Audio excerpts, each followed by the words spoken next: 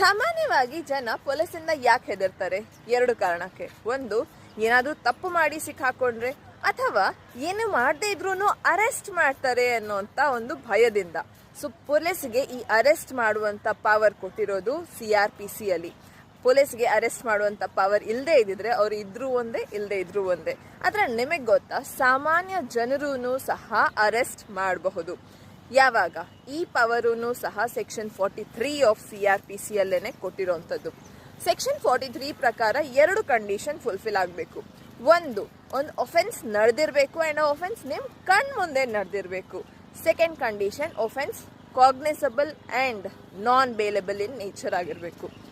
Cognisable and non bailable in nature ನಿಮಗೆ first schedule of CRPC ಅಲ್ಲಿ ಗೊತ್ತಾಗುತ್ತೆ.